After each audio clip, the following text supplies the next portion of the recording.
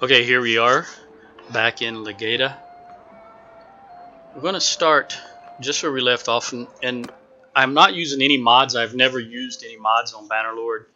It's not that I'm anti-mod, it's just that the game receives updates and mods are not always updated to match the most current version. And for the last 2 years, I've only played the most current beta version of Bannerlord. So this is... I cannot remember if I said so in the beginning, but this is the current 1.2.4.27066 beta that I'm playing. The beta is always what I play. So here we go. We got a perk. We want to take well built because, again, the goal of this is to be an infantry heavy force, and we want our troops to be able to stand toe to toe with anything that can be thrown at us. Now, whether or not that can actually happen remains to be seen. But we're certainly going to stand toe-to-toe with these 16 looters. Yeah. And a lot of people complain about how much damage looters do at the beginning. And they can do a lot of damage, but you have to understand also that there's a formula in the game that multiplies damage based on speed. So what happens is a lot of people do what I'm doing here. You just run headlong into a group of looters and you get hit and you complain about how much damage comes through. But if you come at them not so fast or you dodge their hits, it's quite easy, as you can see, to withstand what they're throwing at you. Of course, the shield helps. I dropped the shield at the last moment. Alright, we've got a level. That's going to help. Again, my goal here is to distract these looters. Looks like half of them are concentrating on me while the other half goes after my main group of people. That way they don't have to, my troops don't have to face the entire brunt of the looters at once. And contrary to popular belief, the looters will eventually run out of rocks, but they also will pick rocks up off the ground. So in some instances where, for example, I've been ambushed and I've only been by myself, I have been able to run around successfully and kill a group of 10 looters or so after they've run out of rocks. But you cannot do what I'm doing here, and that's run around in a circle around the same spot, because they'll pick those rocks up off the ground. So you got to keep luring them away from your initial spot where you are now. One looter's running already, but if you run around enough, they will run out of rocks. And if you move them out of the area, as long as they follow you away from where they've thrown those rocks, they won't have any more to pick up. As you can see, these guys had run out of rocks. This guy was just running in to immediately come. It wasn't a rock thrower anymore. Okay, so Hans gained a skill point in riding, is now 67. 11 in tactics is very important in my opinion, especially for companions or anyone leading one of your armies. 49, so 50 will get me a perk, so we're right on the edge of getting a perk for polearm. I like that. We'll take these 4 looters just because they're worth 5 gold apiece. Try and dump them off as quickly as we can right here. Hideout. Let's see if we can... Alright, Hans gained a level, so what do we want to put this in?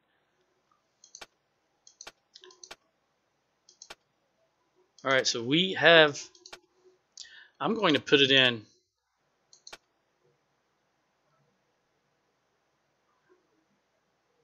probably tactics or leadership, but I've changed my mind. I won't put it in medicine, because towards the mid game, medicine, really starting out also, medicine is going to be very important when you're fielding, let's say, an army of 100, 150. And there is one perk that I think some people tend to ignore, and it allows you, let's see if I can find the name of it. Here we go. Your medicine skill also applies to enemy casualties. A lot of people say, why do I want the enemy to survive? Well, with them being in the calculation for the medicine skill, every time they're damaged, it also increases your skill because you're using medicine. So not only is your party's skill increasing damage increasing your skill. The enemy's damage is increasing your skill. That's why I always choose Doctor's Oath. Just thought I'd point that out. Let's trade these. Get our 20 gold and see if there's any loot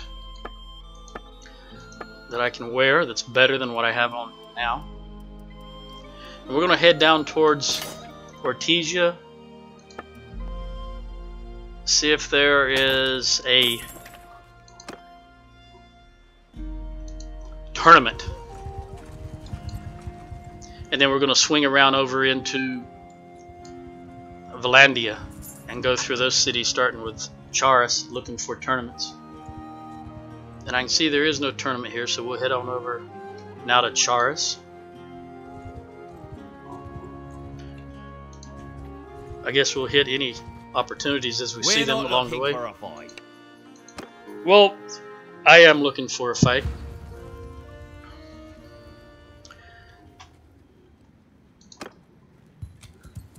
And let's see. We were 1 point away. We were 49 in polearm, I believe it was. So we're 1 point away from getting a perk in polearm. Let's see if we can get that. 50 in polearm. Uh-oh. Well, we got some looters with pitchforks. That's a problem. We don't want to run into those pitchforks. So if they're on their back, we'll hit them. But we certainly don't want to run head on into them at this stage of the game.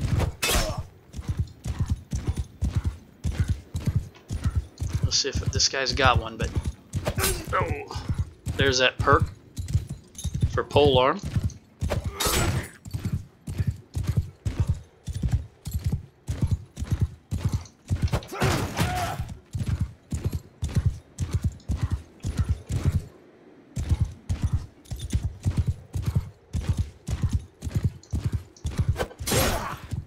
Just plow right through them. See if we can get a little speed and hit one of these in the back. Maybe this one with the pitchfork. Right.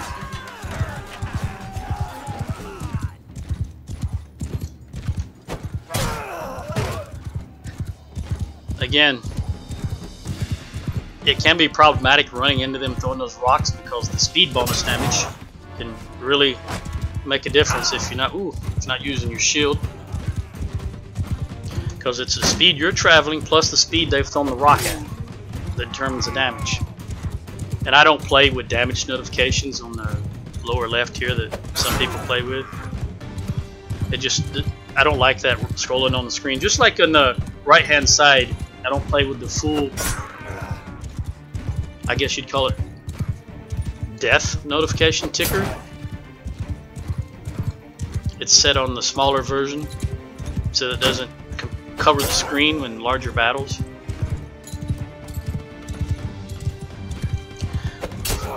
Okay, now let's see what we can do here. I've got that perk I wanted. Let's see if I can get a little ground combat. Athletics is 29.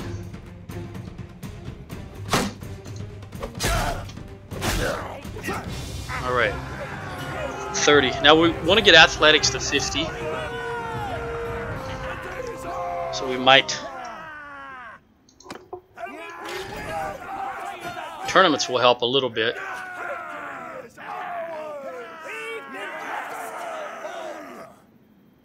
$20 more points to go.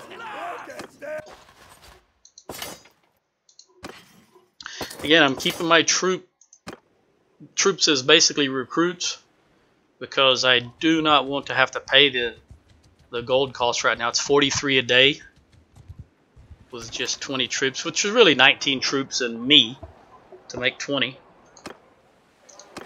A lot of people don't have the patience to play slow, but I play the game. I play all games because I enjoy games. I don't play them because I'm trying to prove my manhood like some people do. I spent 21 years in the military, traveled the world. I know I'm comfortable in what I've done, so I don't need a video game for pats on the back. Alright, let's head on to Charis. Again, taking any opportunities as we come across them. And we'll take this polearm perk.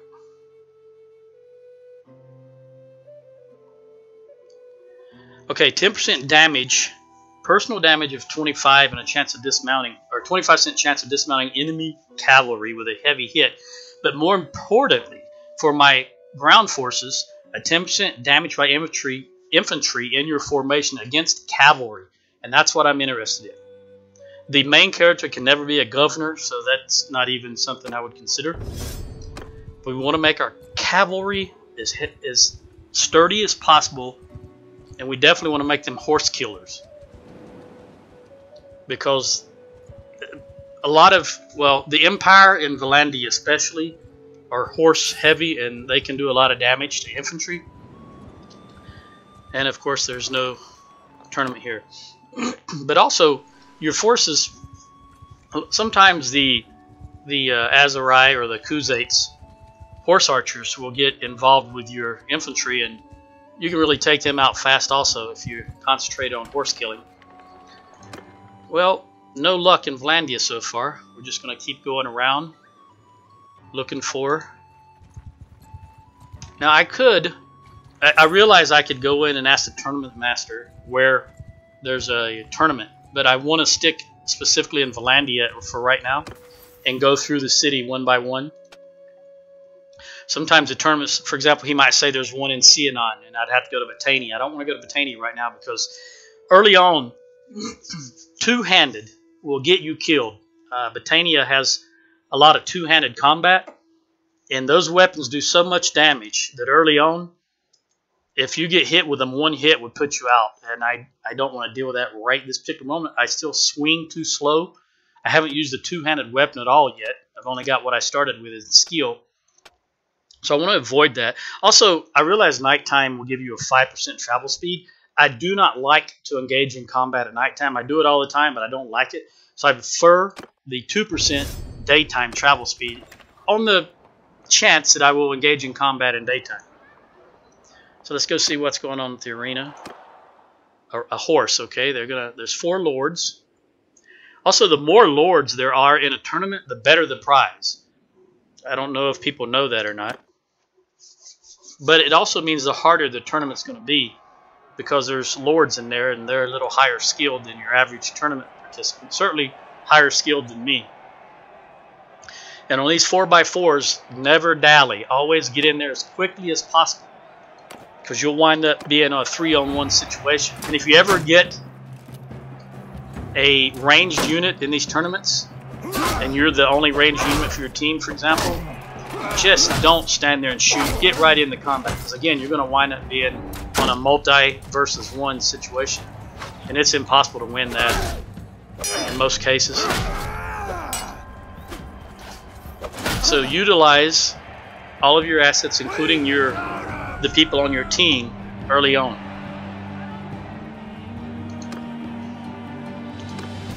Now we're down to a 2 versus 2. Now I don't like these right here. These bill hooks, I think they're called. I don't like them at all because I'm terrible at them. Because I'm not a blocker. I'm not good at blocking. Oh, well, I guess he doesn't like it either. But these things worry me more than anything else in these tournaments. It's like a two-handed weapon, and I'm not a very good blocker when it comes to using weapons to block with. Not at all.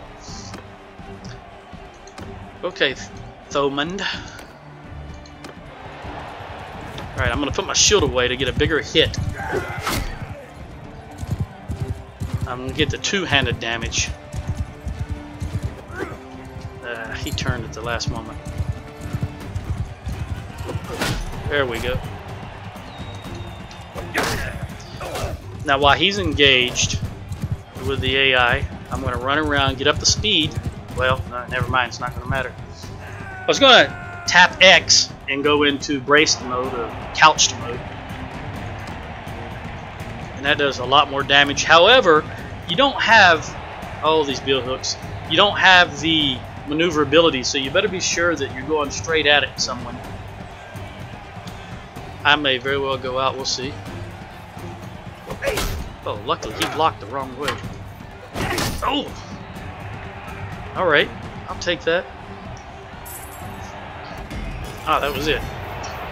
Now that horse, I don't necessarily want it right now, but it's worth a lot of money. At this stage of the game, you see 15.9 thousand. I'm going to sell it. Let's see what we've got. We've got 19 footmen on horses. So we have 19 footmen and only 4 horses for them to ride. We've got 13,000 money. Actually, right now, I don't need my troops to be faster. We're just going after looters. So we'll continue on building money. The goal here is to get enough money to buy a workshop, which we're almost there. Once we hit 30,000, I'll probably go and see what a workshop costs this early in the game. And how I determine that is early on when I'm not aligned, I buy a workshop. Generally, I always run down to Sanala and buy a workshop, because Sanala is, if I recall, usually the most prosperous town in the Aserai, and it's in the middle of their territory, more or less. Obviously, maybe Kasera would be better, or Hubyar, but it's large enough that you can make a little money on it. And there is right here you'll see a silver mine, and you can see that they are trade bound to Sanala. They'll take that silver to Sanala, so I always go to Sanala, and I make if there's not one there, I will buy a workshop and then turn it into a silver mine, or I will just buy the silver mine that's already there. Let's get these 7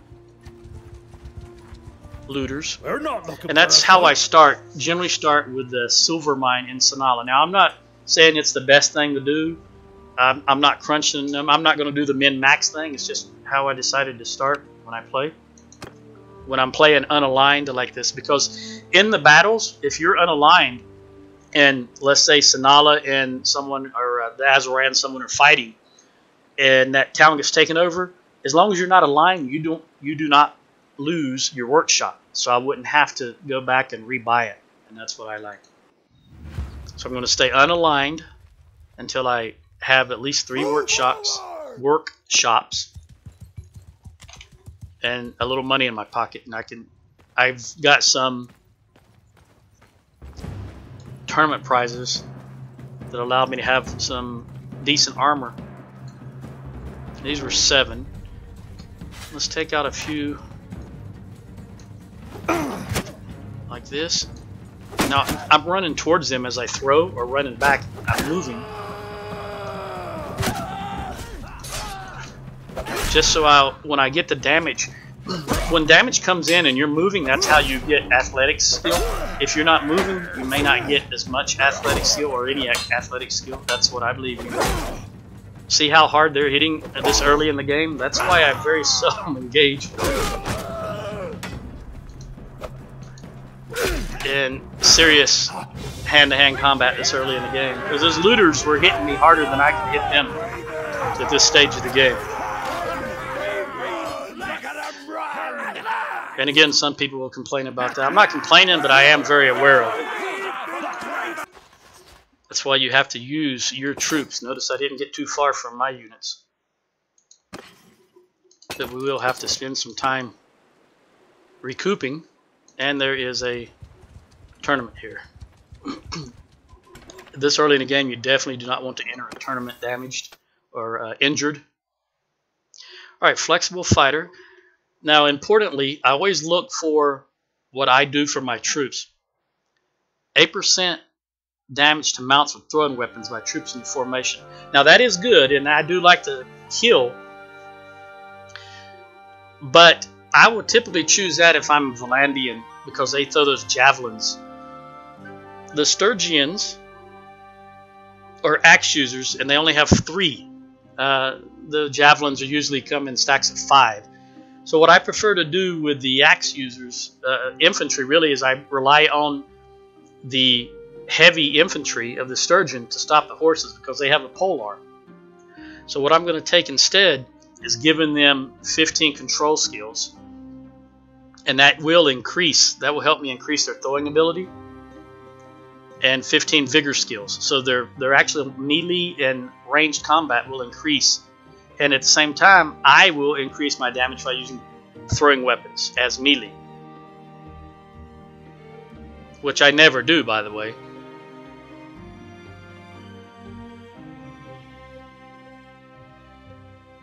You know, I'm just gonna go ahead and pick the hunter. I know what I said. That I changed my mind.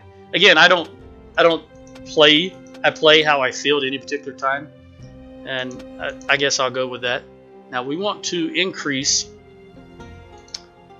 For the long run, we're going to increase intelligence, and again, I've maxed out medicine because that's very important. The more troops that you keep after a battle, the more battles you can participate in, the less money you have to spend recruiting, less time you have to spend running around recruiting new troops. So medicine is just a very useful skill all around. And I realize some people, when I first started, I would run around and grab various, we need some food, I would run around and grab various companions that had medical skills. But when the game first came out, and you pressed N to look at your encyclopedia, it listed wherever, all the companions. It told you information about the world. It no longer does that. Now, everything, you have no information unless you physically met the person. It's all question marks. I don't like that, because this is not a world that was just conjured up in backstory. It's been alive, it's been around, people are known. You don't even know any information on leaders of the factions, which I think is ridiculous. You can actually be, later on, the leader of a faction and not know lords who are your vassals, which again, I believe is ridiculous. There's nothing I can do about it. So I've changed the way I play. I'm not going to run around to every city at every time looking for a particular companion when I can just get the skills on my own character and help me level. So that's what I do. I think this is a helmet. I believe that's a helmet. I think I could use a helmet also. 25. I do not recall what I'm using currently. But let's see. Bill hooks, of course. Now, sometimes I will use like this item right here can be used to move around if need be, or that rock. Some tournaments have a barrel or a broken cart that you can use. I would utilize any and all of that early on. Anything that can help me. 55. I will run away to get distance if I need to. Because again, the point is to win using any tactic you can use.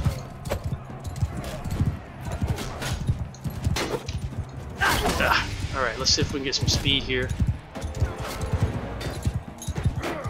I noticed it doesn't, whatever lance this is, doesn't allow me to couch it.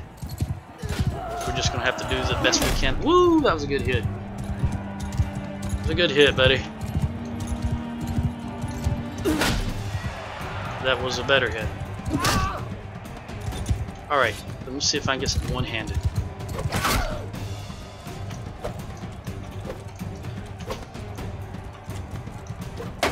Actually, let's see if I can get a little distance. I'm going to run to the end so that he will press Z to get off the horse, so that now any damage I do will go towards athletics also. Wait for him to get here. And he's horse. Athletics was up by 44. And the faster he's moving, the more damage I do, the more skill I will get. More increase, of course. As long as I hit his horse, he's not going to be able to hit me with his spear or lance. Because both of these, his and mine, are the same distance, but I'm hitting his horse, not his spear. So there's more to hit, and it's closer. And of course, being on foot gives me that extra XP. Alright. Sword to sword. Boom. And I, again, as I've said probably before, I won't stand directly in front of them because I don't see the point of that. I tried to play the angles because with this new AI mechanic that everything blocks pretty good. They really will block a lot, so I tried to move left and right and swing. As I move right, I may swing from the left. As I move left, I may swing from the right. Just like you would try to feint, if you will, a human player.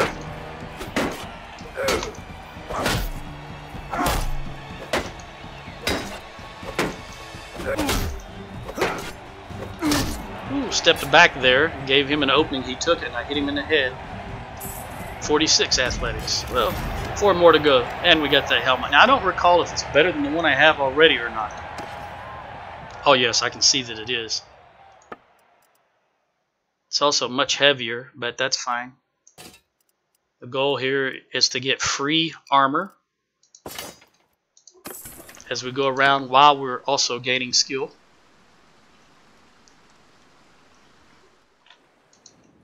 See what's an Ox Hall. For whatever reason, I've seen a lot of people call this Orcs Hall. It is not, nor has it ever been Orcs Hall. It's Ox Hall.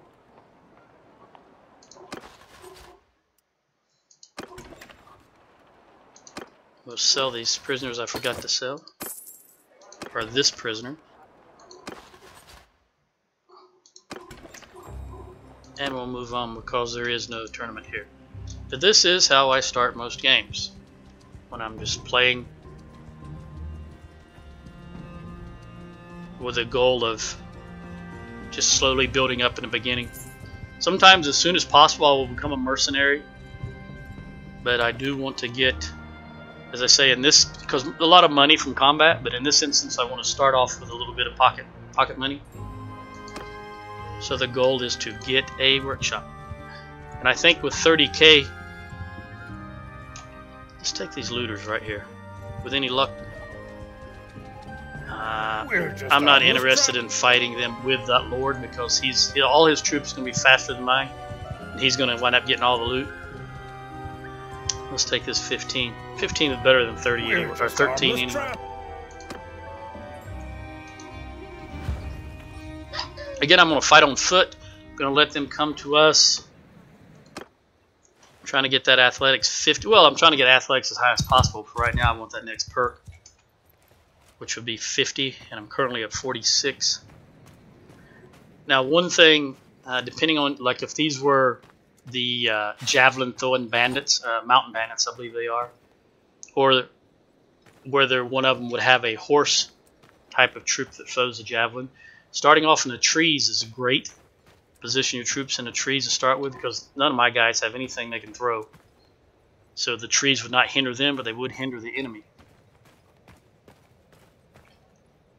These are just regular looters, I do believe. Yeah. So let's move up. Just have them follow me. Get a little closer so I can start tossing the javelin myself. Alright. Infantry! I'm going to leave them there. I do need a little, myself also needs a little open space to toss a javelin.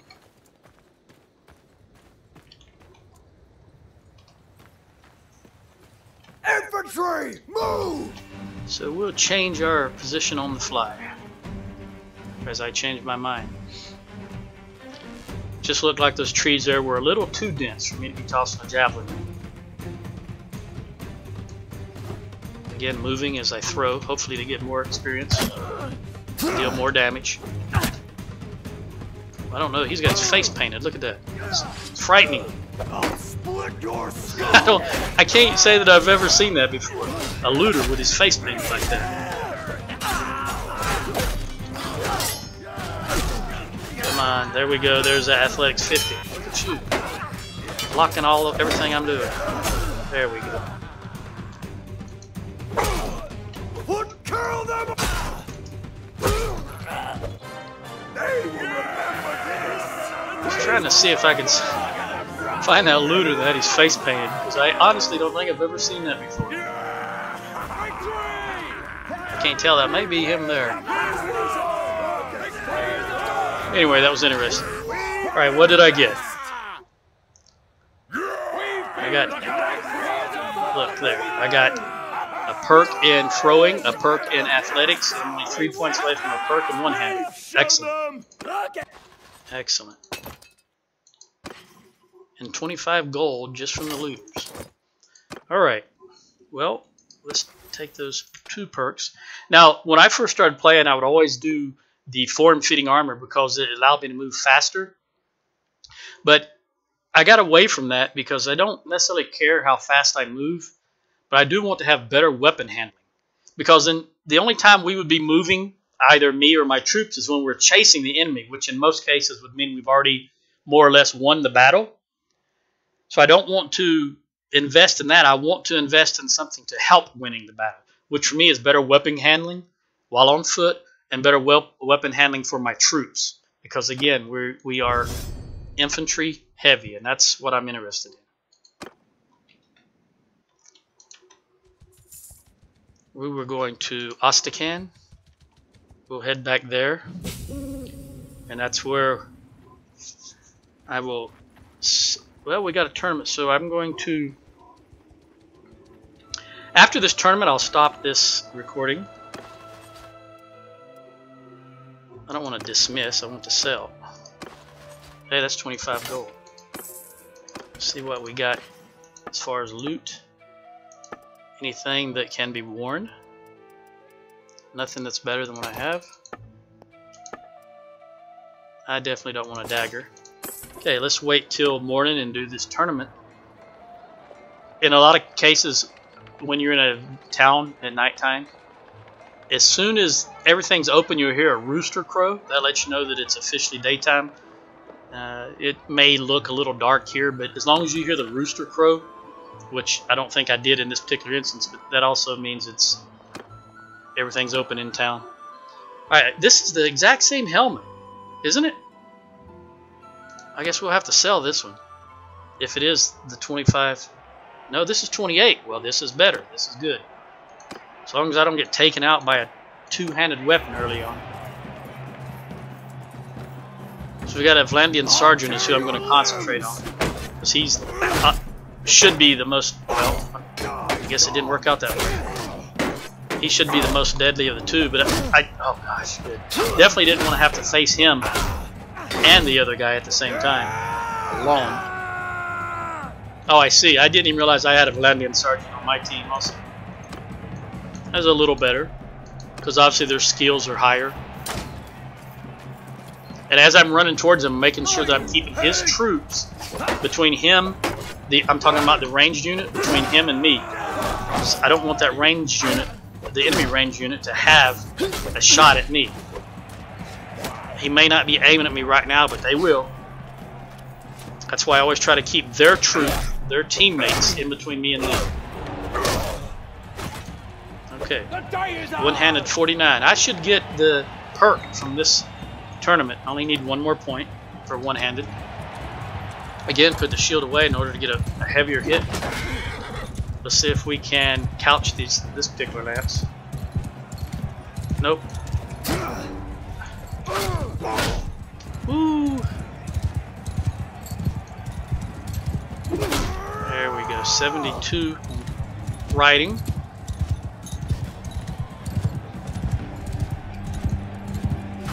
Ah, very good, Vlandian Sergeant.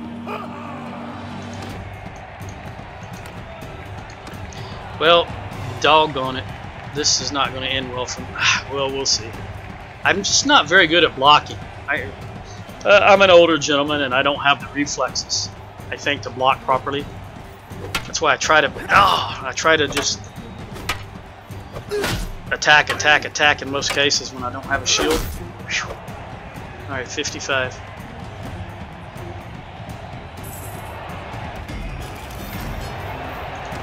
Well, this helmet is 3 points better than the one we have, so we definitely want to swap over to it.